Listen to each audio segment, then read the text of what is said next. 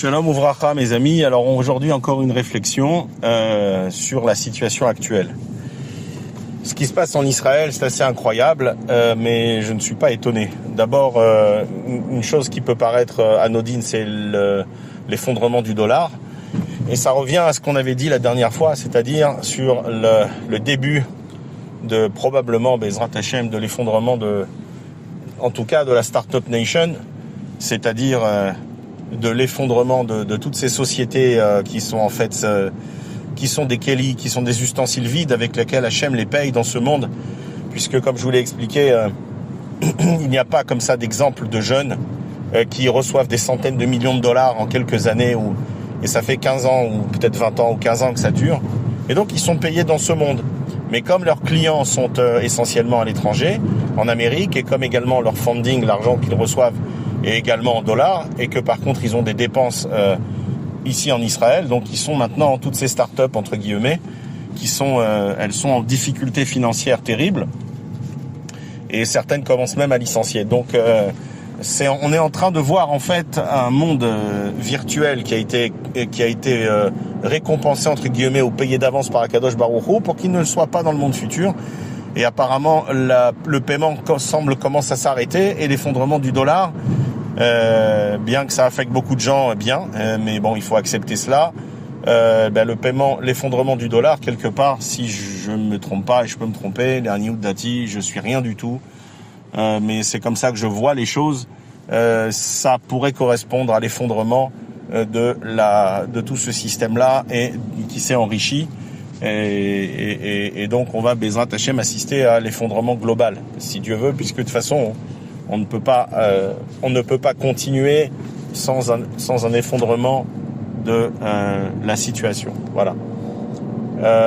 Donc on continue maintenant sur ce qui se passe avec l'État d'Israël, Hatsoy, c'est-à-dire le Anti-Torah State of Israel, l'État d'Israël anti-Torah, Hatsoy, ATSOI. Ce qui est en train de se passer depuis quelques mois, et c'est en train de prendre une ampleur nouvelle, c'est-à-dire l'arrestation en masse de jeunes. Personne n'est parfait, mais au moins ils étudient la Torah. Donc de jeunes avrechim et bachurim, donc des gens qui sont pas encore mariés et qui ont plus de 18 ans, et d'autres qui sont mariés qui en ont moins de 26, puisque comme vous le savez, dans ces mauvais deals qu'on fait depuis le Chazon Ish, les mauvais deals qu'ils ont fait avec les Rechaïm de l'État, avec les Chilonim, une autre partie du Erev Rav, ces mauvais deals, c'était quelque part de conditionner le fait que les étudiants en Torah, les jeunes jusqu'à 26 ans, n'aillent pas à l'armée s'ils pouvaient justifier d'aller étudier la Torah. Ce qui a créé une situation qui est complètement idiote, c'était qu'on a quand même bloqué des jeunes qui n'avaient pas forcément le potentiel d'étudier toute la journée. On les a bloqués de faire une mitzvah positive et de remplir ce que la Torah nous demande, c'est-à-dire d'aller travailler. Donc on les a empêchés de travailler, donc on a envoyé les femmes au travail, ce qui n'est pas en soi quelque chose que la Torah nous demande, et c'est une catastrophe même. Et la deuxième, c'est que on a créé un système en fait d'aide, au lieu que les gens reçoivent une parnassa par leur travail comme la Torah le demande. Après, qu'il y ait certains Talmidei Chachamim qui méritent vraiment d'étudier toute la journée. Et le Gaon de Vilna, il dit quelqu'un qui meurt sur la Torah, vraiment qui étudie jour et nuit, Hachem, il lui enverra la parnassa, un Issachar Zvouloun, il lui enverra un partenaire. Mais là, ils ont créé une situation depuis le Chazon Ish, qui s'est amplifiée malheureusement, où on a fait dépendre de l'État, Hatsoy, on a fait dépendre de Hatsoy des dizaines et des dizaines de milliers de gens qui n'ont pas appris un métier, puisque c'est ce que la Torah nous demande. Ce que le Rambam nous ramène aussi, c'est qu'on doit apprendre un métier à notre enfant. Un métier, ça veut pas dire d'aller à l'université, ça veut dire d'être carpentier, électricien, plombier, boucher, peu importe. Ça, c'est un métier, et que chacun doit avoir une parnassa, en tout cas Rovaram. La majorité des gens doivent avoir un métier noble et ne pas vivre de la tzedaka, et surtout pas de l'argent qui est donné par le Hatsoy, parce que quand c'est donné par Hatsoy, vous donnez du mérite à Hatsoy. Quand l'État donne, qui vient en fait d'une caisse publique, un peu comme le Korban Tamid, comme ça vient d'une caisse publique et qu'en fait ça vient des impôts et que ces impôts-là ils servent à payer des dizaines de milliers d'avrechim et d'institutions de yeshiva, Eh bien, le problème, c'est que vous donnez du mérite à des Réchaïm, et donc eux-mêmes, ils deviennent quelque part des Evouloun, ils deviennent quelque part des gens qui financent la Torah, et donc ça les protège, et ça leur donne du mérite. Et quand vous donnez du mérite à des Réchaïm, eh ben, ensuite, il y a un jour où ils vont se retourner contre vous, et ils vont vous le faire payer très cher. D'un côté, cet état de sécheresse financière, puisqu'on sait que maintenant les institutions de Torah, elles commencent à, il y en a, les vraies en tout cas, enfin, elles commencent à s'assécher sérieusement. Et le problème, c'est que c'est un mal nécessaire, c'est-à-dire qu'on ne peut plus continuer à recevoir, même si ce sont des miettes. Mais les miettes, c'est de la tzedaka. Les miettes qui sont données par des Réchaïm, ça leur donne du mérite. CF, l'histoire avec Nebuchadnezzar et Daniel. Donc on n'a pas à donner en fait du mérite à des Réchaïm, et certainement pas associé avec eux. Donc en fait tout le système qui était, vous verrez que ça correspond à ce qui s'est passé pendant le deuxième Beth Amikdash, où on avait des factions terribles. On avait les Tzedokim qui venaient de Tzadok, les Baïtoussim qui venaient de Baïtous, la Mishnah elle en parle.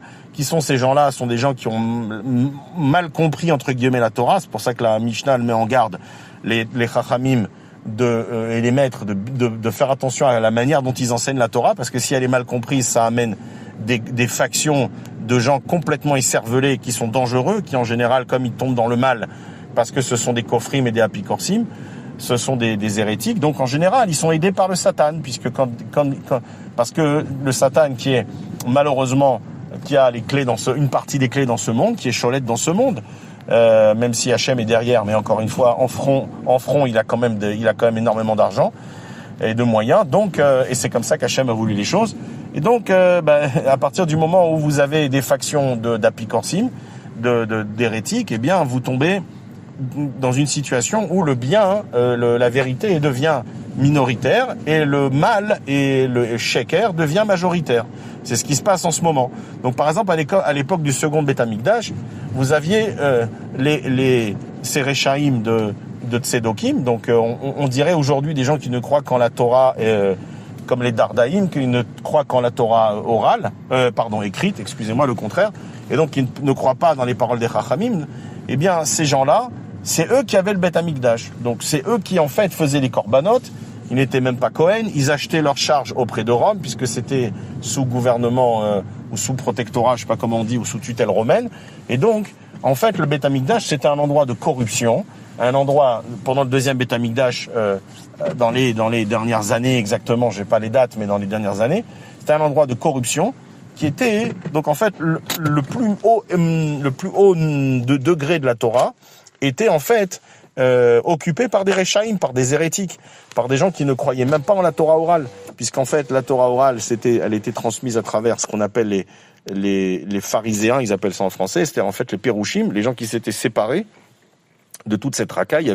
Il y avait tous les groupes, les uns plus Réchaïm que les autres, mais tous ces groupes-là, en tout cas pour les deux, les Tzedokim et les Baïtoussim, c'est eux qui étaient des disciples de Talmidei Chachamim de l'époque, c'est-à-dire de l'époque des Tanaïm, même avant, puisqu'ils sont reportés par les Tanaïm.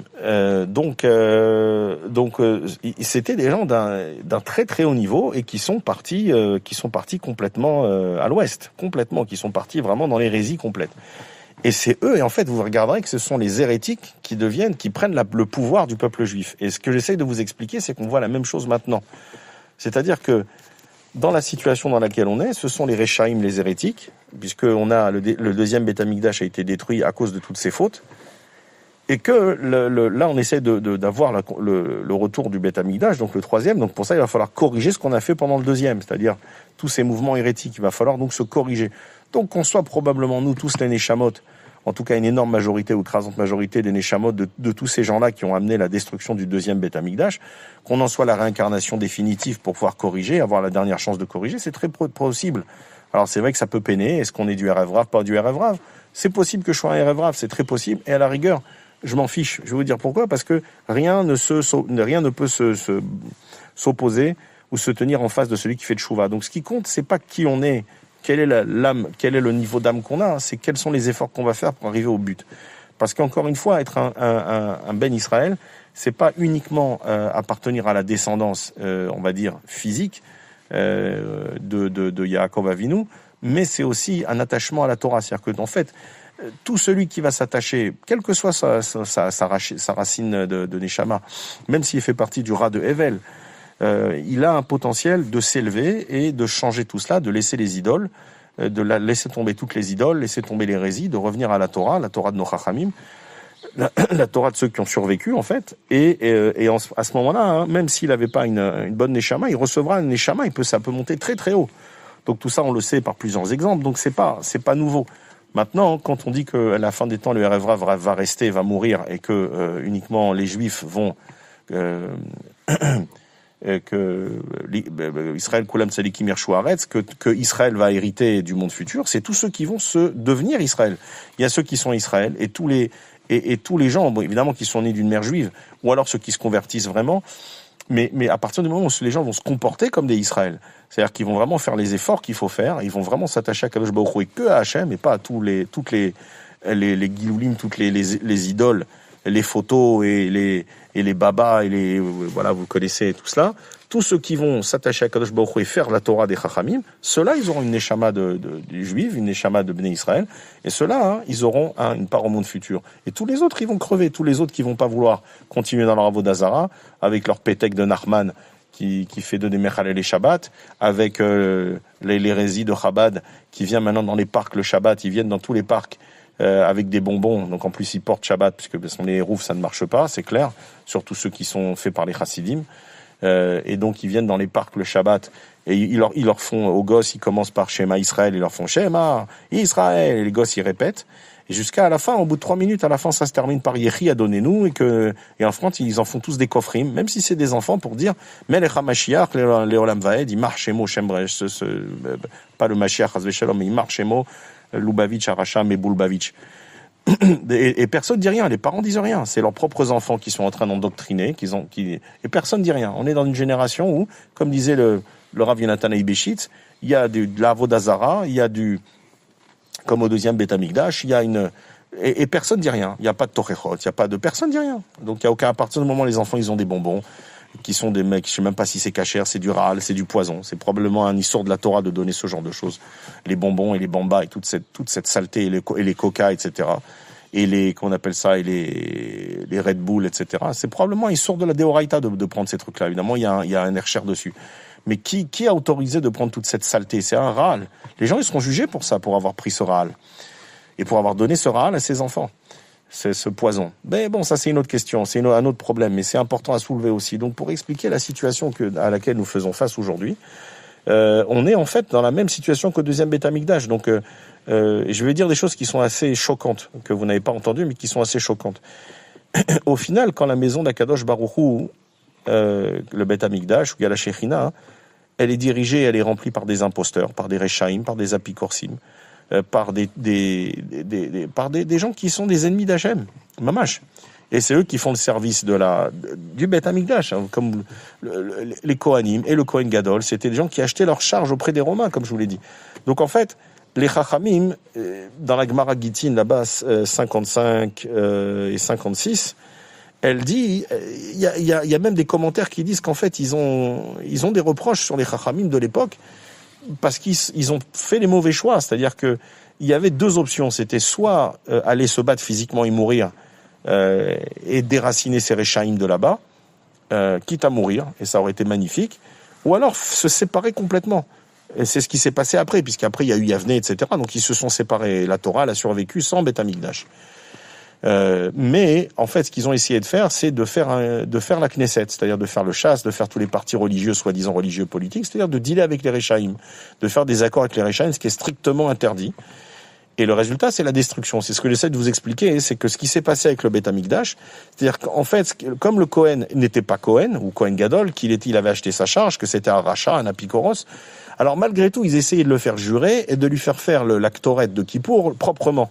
C'est-à-dire, eux, ils avaient une version qui était selon le pshat de la Torah, donc il fallait qu'il y ait la fumée avant, etc., peu importe. Et donc eux, en fait, ils faisaient comme les Chachamim, qui est le Hémet, mais ils essayaient en fait de faire en sorte, par certaines pressions, etc., que le Kohen, qui était un faux Kohen, il fasse la Ktoret selon leur manière, qui est la bonne manière, d'accord? Et la question que je me pose et j'ai pas de réponse, c'est mais quel intérêt d'aller se battre avec un rachat, un apikoros, pour qu'il aille faire proprement la procédure, puisqu'on sait de façon à la khal et maaseh que un chazan qui est pas soul, la tfila est psoula, qu'est un comment on appelle ça, et surtout à Kippour, comme quoi la halakha elle est tellement stringent, elle est tellement dure sur Kippour et Rosh Hashanah, qu'est-ce qu'il faut prendre comme chazan, mais c'est valable toute l'année. Si vous prenez un shochet qui est un apikoros, qui est un hérétique, un shochet rabat, c'est assour, c'est pas soul. Si vous prenez donc en fait, si vous voulez, c'est pas tant la procédure, c'est qui réalise la procédure. Si le type, il est pas Cohen Gadol, vous voyez ce que je veux dire, quel intérêt qu'il fasse une procédure? La procédure, elle est invalidée de toutes les manières. Donc pourquoi? Pour donner quoi? Un semblant de réalité, de réalisme. Akadosh Baruch Hu, il veut pas des corbanotes qui viennent, même des corbanotes qui sont pas faits avec mamash des shem shamaim, qui sont pas faits avec teshuva. Akadosh Baruch Hu, il les accepte pas. C'est marqué dans les prophètes. Que ce soit Mirmia, c'est marqué. Akadosh Baruch Hu, il en veut pas de tout ça, il en veut pas. Donc c'est une chose que je me pose. Maintenant, c'était des Talmidei Chachamim, on est des petits, on est des mouches à côté. Donc qu'est-ce qu'il aurait? Pourquoi sauver les apparences? J'ai pas la réponse pour ça. Mais tout ça pour vous dire que on a un exemple flagrant que nous, on est là, on est un peu la continuité de la destruction du deuxième Beth Amikdash, et qu'au final, ce qui est choquant, c'est que finalement, c'est un soulagement quelque part. Pourquoi? Parce que quand la maison d'Akadosh Baruch Hu, elle est monopolisée, elle a été squattée, voilà le terme, par des Rechaim Gourim, d'accord? Quelque part, pardon Hachem, Mechila, mais je pense qu'il valait mieux que ça soit détruit. S'il n'y a aucun moyen de changer les choses, il vaut mieux que ça soit détruit. Une synagogue qui change et qui va dans la main de Rechaim, d'Apikorsim, ou de Dardaïm qui croient pas en la Torah orale, ou qui croient pas dans le Zohar, etc. Il vaut mieux que ça soit détruit. On n'a pas besoin de ça. Ça devient un endroit pas soul. Chas v'shalom. Donc je connais les histoires que la Shrina elle était là-bas, etc., etc. Il y avait peut-être un espoir jusqu'au dernier moment que les Chachamim de l'époque, ils se réveillent et qu'ils aillent combattre, mamash. J'ai vu quelques commentaires, mais je me rappelle plus exactement, mais j'ai vu quelques commentaires. Il semblerait qu'il y ait des reproches qui ont été faits dans la Gemara. Et donc, c'était des géants, on est des petits à côté. Bon, on n'a pas toutes les réponses, on les aura, Bezrat Hashem, au temps du Mashiach. Mais ce que j'essaie d'expliquer, c'est que quand on deal avec des Rechaim, la situation, elle a été, c'est pas Bar Kamsa et Kamsa qui a amené la destruction du Beth Amikdash, c'est des choses cachées, il y a plein de sodotes à l'intérieur. C'est lui qui croit que c'est une petite histoire de Korban, etc. C'est beaucoup plus complexe que ça. Mais c'est ce que la Gemara, qui a le piasod dans la plupart des cas, c'est ce qu'elle nous explique. Mais pour vous expliquer, pour finir, pour prolonger la chose, c'est que, quelque part, c'est aussi un soulagement que quand des réchats, parce que ce qu'elle nous dit la Gemara, c'est que tous ces clans, voilà, toutes ces castes, tous ces clans, toutes ces sectes, elles ont été détruites le soir même. Ça veut dire que le soir de la destruction du Beth Amikdash, ou de la destruction du Beth Amikdash, ou le jour, tous ces clans, ils ont été éradiqués, massacrés. Tous. Il est resté que les Perushim, c'est-à-dire il est resté que les Chachamim, dont la Torah, Baruch Hashem, elle continue. Donc quelque part, ce que j'essaie d'expliquer, c'est que quelque part, quand il n'y a pas le choix, quand l'homme il fait pas le travail, quand on n'a pas le cran d'aller mourir al Kiddush Hashem pour sauver l'honneur de la Torah, l'honneur d'Hashem et l'honneur du Beth Amikdash, et pardon si je suis mécatrec sur les Chachamim de l'époque, c'est pas moi, c'est la Gemara qui dit ça. Eh ben, il vaut mieux que ça soit détruit, c'est tout. Il y a pas de, donc regardez ce qui se passe aujourd'hui, que la même chose, ils ont fait des deals, des mauvais deals avec l'État, avec le Hatsoy. Ils ont fait des deals pourris. Ça fait des années, ils ont fait un Chilul Hashem, tous ces faux partis politiques religieux. Ils ont fait un Chilul Hashem monumental, puisque les non-religieux, maintenant, ils nous détestent, vraiment, parce qu'ils disent, vous volez notre argent. Bon, il y a dedans beaucoup de Rechaïm et de Erev Rav, c'est clair. Mais ils disent, c'est l'argent de nos taxes, ça va dans vos yeshivot, ça va machin, ça va pour vos fêtes, etc. Et donc, ils ont fait un Chilul Hashem monumental. Ils ont dealé avec des Rechaïm. Et au final, le résultat, il est catastrophique. Le résultat, il est que le système, il est en train de s'effondrer. C'était la conclusion à laquelle je voulais arriver.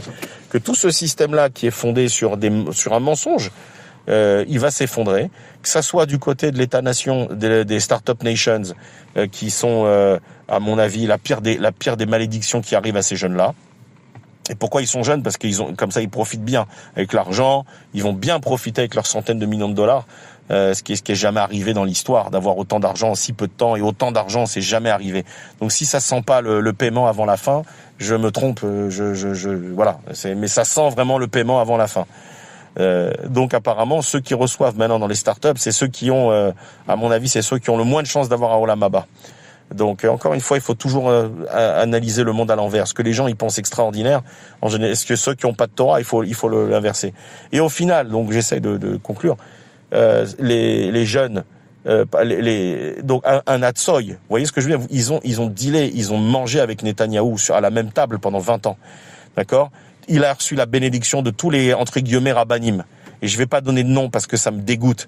Parce que quand il y a 5-6 ans, je voyais des choses, d'accord? Mais celui-là, il a un Rosh Yeshiva, il connaît toute la Torah. Et comment il serre la main de Netanyahou? Comment il lui dit, Chaviv, mon ami, mon chéri, mon ceci? Comment tu serres la main d'un rachat pareil? Comment c'est possible? C'est contre toute la Torah.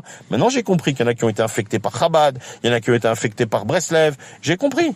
Et le problème, c'est que même des gens qu'on considère, je vais pas donner de nom parce que à ce moment-là, ça va choquer. Mais vous savez tout ce que je pense, mais des gens vraiment qui sont révérés, qui ont écrit des textes, etc., et des gens qui se sont permis d'aller faire des deals avec des Rechaïm et d'appeler à voter pour le Likoud pendant des années. Mais qui vous a autorisé à aller rentrer dans Hatsoy, dans la Knesset des Rechaïm? Qui vous a autorisé? Quelle Torah vous avez? Quelle Torah pour des intérêts? Quel manque de Emouna? Là, les supposés Gdolé Ador, je dis pas Gdolé Ador, les grands de la génération, je dis les grands de la Poste, parce que ça ressemble et que pour moi, c'est du Gnaï, d'accord? Qui sont pas des Gdolé Ador, d'accord? Sont des Talmidei Chachamim, probablement sur le Pshat, mais pas plus. Là, ils disent, il va falloir maintenant que même les pauvres, ils donnent de l'argent pour la yeshivot, et que tout le monde paye. C'est vrai, le Zohar, il dit à la fin des temps, que il y aura ceux qui vont aider le monde de la Torah, les Talmidei Chachamim, et ceux qui vont pas aider. Ceux qui vont pas aider, c'est Erev Rav. Donc c'est vrai qu'il faut aider. Mais d'un autre côté, c'est un manque de Emouna. Ça veut dire que ce que vous êtes en train de dire maintenant, il fallait le faire il y a 40 ans. Il fallait qu'il y ait une caisse de tous les gens, une vraie caisse, pas pourrie, d'accord, que tout le monde, que tous les juifs collectent volontairement leur maaser et que cet argent il soit redistribué, que ça vienne de l'argent de ce qu'on appelle de Amaharetz Théorim, de gens qui travaillent, qui étudient un peu la Torah, qui sont chômeurs Shabbat et qui donnent. Et pas de 50 caisses de voyous, de Rechaïm qui s'enrichissent, parce que je vous dis 90% de toutes les coupottes et les gens qui vous appellent, c'est tous des Rechaïm, la plupart, c'est 80-90%, c'est des Rechaïm. Donc il aurait fallu une vraie caisse et une contribution et pas prendre l'argent de Hatsoy. Et au final, pour terminer, vous voyez que tout ça va s'effondrer. C'est-à-dire, leur coalition, elle va s'effondrer. Les faux religieux, soi-disant, qui sont dans les partis politiques de la Knesset, Bezrat Hashem, ils vont s'effondrer. Ça va s'effondrer. Et Bezrat Hashem. Donc tout ça, ça sent la fin de toutes les manières. Il faut savoir que il n'y a pas pire pour Akadosh Baruch Hu que celui qui va aller prendre un jeune ou un juif qui étudie la Torah pour le mettre en prison. Voilà. Il va arrêter, il va l'interrompre. Que sa Torah soit lishma ou pas lishma, c'est un autre problème. C'est un problème, mais c'est encore autre chose. Mais qu'on prenne quelqu'un qui étudie la Torah, qui déjà vivait difficilement, qui vivait déjà vraiment dans des situations terribles. Moi, je vois des Avrechim, vous n'avez pas idée, les pauvres, de la manière dont ils vivent, vous ne savez pas.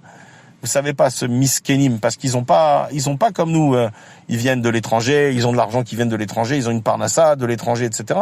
Ils ont rien, miskenim. Donc ils vivent de ce qu'ils reçoivent. Ils vivent dans des conditions difficiles, très difficiles. Et déjà, c'était très dur pour eux. Et j'ai beaucoup j'ai beaucoup d'affection pour tous les Avrechim parce que c'est difficile de toute la journée étudier la Torah et tous les Rechaïm qui parlent, oui, aller travailler, machin.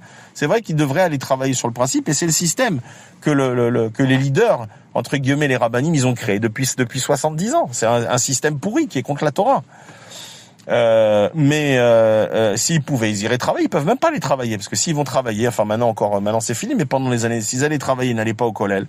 Ils étaient, on les mettait dans l'armée. C'est pour ça que je vous dis, c'est des deals pourris contre la Torah qu'ils ont fait depuis des années. Donc tous ces avrechis, et maintenant on va les prendre, les mettre en prison. Ils sont dans des situations où ils peuvent même pas. Il y en a qui, les bachurim, donc ceux qui sont pas encore mariés, entre 18 et 20, 21. Là, ils sont rentrés chez les parents parce qu'ils ont un break. Les parents et les enfants, ils dorment pas la nuit parce qu'ils ont peur d'entendre taper à la porte au milieu de la nuit. Ils marchaient même comme les nazis. Comme les nazis, rendez-vous compte où on est arrivé. Et les gens, ils vont faire des marches à New York et un peu partout sur des idiots, les pauvres, qui comprennent rien, avec le drapeau d'Israël et on soutient. Vous soutenez un État, d'accord, qui met en prison des jeunes qui étudient la Torah. Et c'est ça que vous soutenez? Un État de gens qui détestent la Torah. Et vous soutenez cela? Alors mes amis, on est vraiment dans le sheker complet, c'est un sheker complet, on est dans le mensonge complet, comme il y a marqué dans les prophéties. Bezrat Hashem, que Kadosh Baruch Hu, il enlève tout ça, qu'il fasse le birour, et de toute façon, le birour ne commencera que par un effondrement. Et comme je l'ai peut-être expliqué une fois ou deux, la plupart des rabbinés Torah Box, ils vont vous expliquer la Gemara sur le fait qu'à la fin des temps, il y aura la vigne, elle sera à profusion, mais elle sera très chère, il y a yoker. Et il explique parce que c'est des idiots de Pashtanim. Et en fait, la vigne, c'est quoi? Geffen, Ishtecha ki Geffen Poria. La vigne, il y a un autre passou qui dit que la femme, elle sera comme, elle aura la croissance, entre guillemets, comme la femme, comme ta femme. Et la femme, c'est Baït, la femme, c'est la maison. Et la maison, c'est la femme. Donc ça veut dire que moi, comment je comprends les choses, peut-être je me trompe, mais apparemment non. Ce que je dis depuis des années, c'est que un des grands, c'est pas qu'il y aura du vin, mais il sera très cher à acheter. C'est des types chim, ceux qui disent ça. Des rabbins et Torah Box. C'est vraiment, c'est minable. C'est minable de parler comme ça. Ce que ça veut dire, Chas v'Shalom, et c'est ce qu'on est en train de voir, c'est que le logement va être très cher. C'est ça, le logement va être très cher. Et vous le voyez. Ça fait des années. D'accord? Maintenant, vous avez des Israéliens. Des chilonim, vraiment des gens. Bon, il y a peut-être un potentiel plus chez les chilonim de faire tchouva que chez les autres, j'en sais rien. Mais ils sont en train de vous dire, pour le prix d'un 3 pièces à Petah Tikva, on peut acheter une maison à Dallas avec piscine, avec un terrain. Oui, c'est vrai. Il y a ici dans ce pays des choses qui ne veulent rien dire. Pourquoi? Parce que c'est tout à l'envers. Même si c'est le pays d'Akadosh Baruch Hu, que la Shrina elle est là, mais pour l'instant, c'est les Rechaim qui sont au pouvoir. Au lieu d'être revenus ici et de ne pas avoir négocié, c'était ça la conclusion, de ne rien négocier avec les Rechaim de l'État, de Hatzoy, on a partagé avec eux. Et maintenant, il y a même une forme de sympathie, il y a une forme de débilité chez les faux rabbanim, qui sont là et qui vont même nous expliquer qu'il faut faire l'armée, que c'est une mitzvah de la Torah. Et ça, c'est que c'est des gens qui s'appellent rabbanim, d'accord? C'est des gens qui ont un niveau de Torah de 0, qui n'ont ni chorma, ni bina, ni da'at.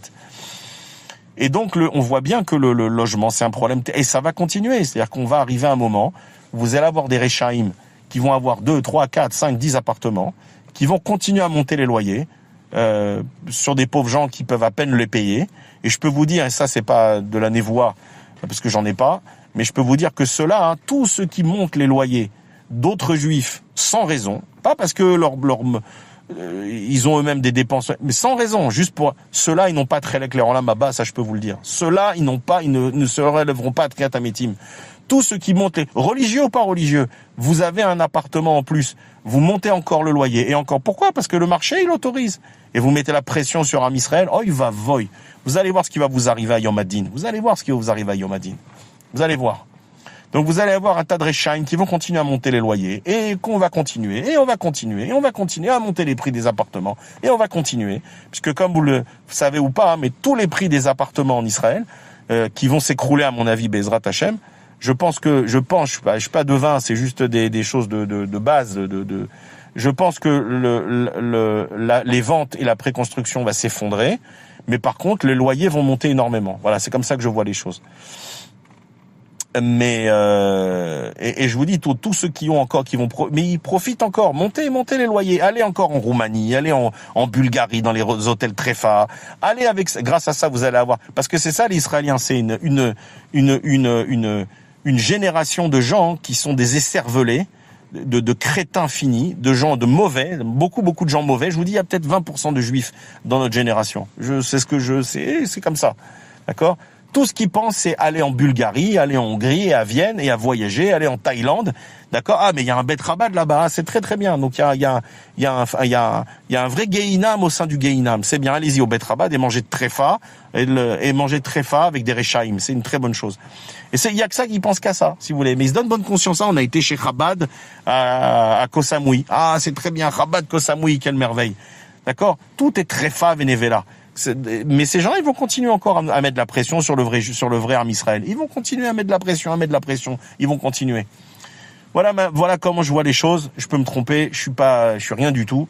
Mais c'est comme ça que je vois les choses. En tout cas, un État, quel qu'il soit, même les Goïm, ils n'ont pas fait ça. S'ils l'ont fait à l'époque des Romains et de Rabbi Akiva. D'accord? Ils sont presque un juif sans Torah, il est mort. Donc quand tu prends un juif, que tu le mets en prison, que tu le sors de ça en Beth Midrash, tu l'as tué. Tu l'as tué. T'as tué sa neshama, c'est pire que de l'avoir tué physiquement. Pire que de l'avoir tué physiquement, c'est pire que les Romains.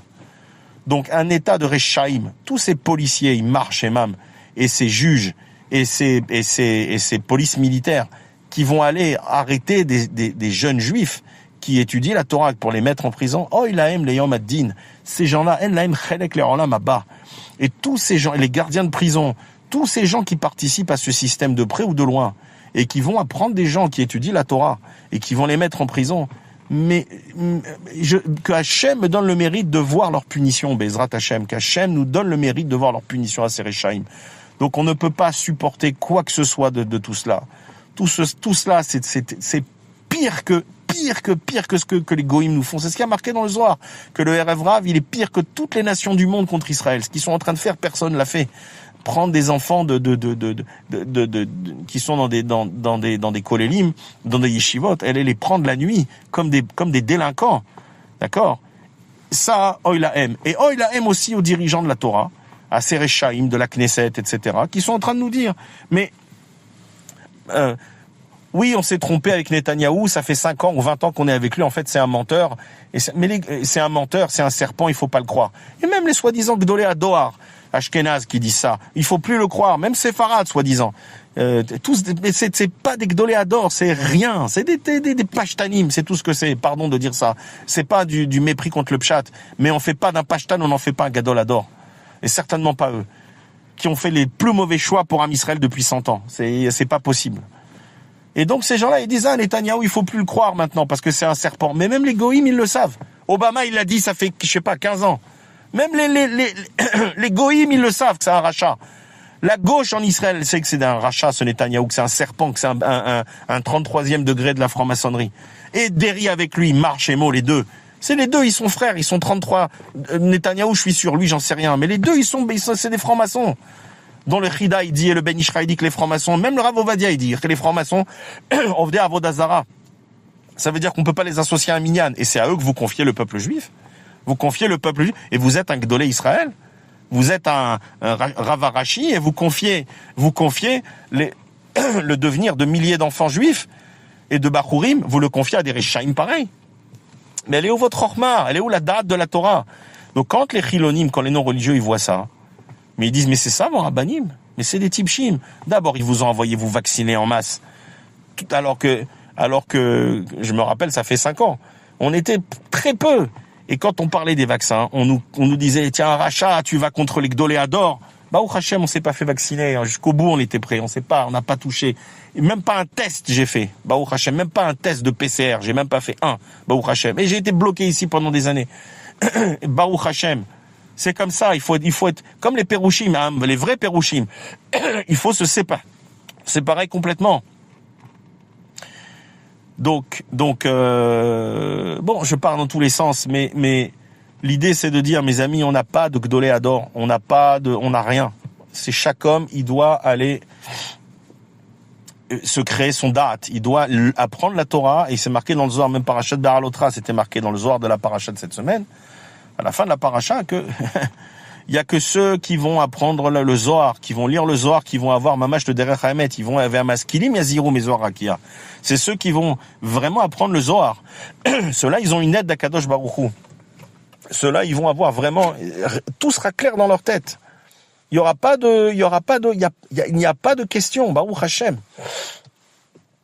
C'est ce qu'il dit là-bas, il rapporte tellement de choses. Donc, j'appelle pas à tout le monde à appeler le Zohar, à lire le Zohar, à apprendre la Kabbalah, mais au moins à lire du Zohar. L'igros est à Zohar. Lisez des pages. Lisez des pages tous les jours. Si vous n'avez pas de Zohar, prenez Patah Eliyahu au début, vous lisez 2 fois par jour, à Mincha et à Shacharit. C'est très important parce que ça va aider à enlever tout le safek, tout le amalek qu'on a.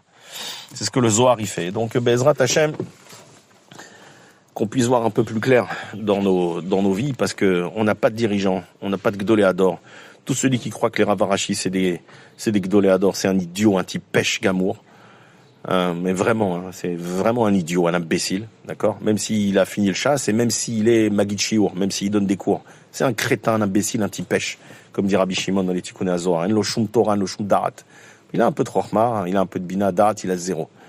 Donc tout celui qui croit que ceux qui sont à la tête du peuple juif aujourd'hui, au niveau du monde de la Torah, c'est des je suis pas à ne pas les respecter. En tout cas, il y a des choses que je ne ferai pas.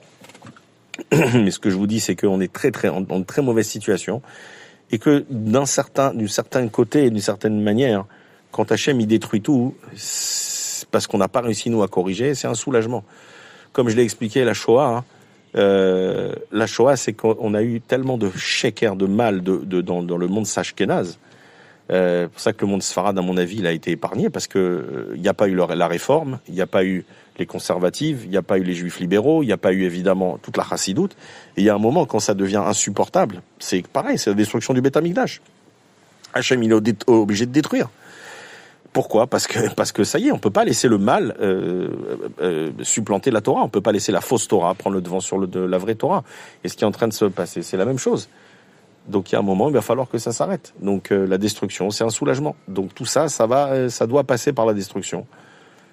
C'est pas à nous de le faire, c'est à Hachem de le faire. Et on ne peut d'abord à la destruction de la Sitra Hara, c'est-à-dire de tous les organismes de Hatzoy, de tous les Rechaim de Hatzoy, de tous les Rabbanei Sheker, et il y en a beaucoup, de tous les Rechaim, les Admourim et les Breslev et les Chabad et toute cette Rakaï Marshemam. Et après, Bezrat Hashem, il y aura ceux qui vont rester et qui vont s'attacher avec Akadosh Baruch Hu uniquement, qui vont mettre leur émouna dans Hashem, qui vont s'attacher avec Akadosh Baruch Hu, qui vont apparemment lire du Zohar et s'attacher à la Torah du Zohar. Cela, Bezrat Hashem, on a un potentiel d'avoir les rachamim d'Akadosh Baruch Hu, Chasdei Hashem, et de passer toutes ces étapes. Et n'oubliez pas aussi les 3 séoudotes de Shabbat, très important, à les faire dans le temps et avec du pain. Voilà, mes amis. Alors, on prie Bezrat Hashem pour qu'on ait une Geoula Berachamim, si Dieu veut. Baruch Adonai Le'olam, amen ve amen.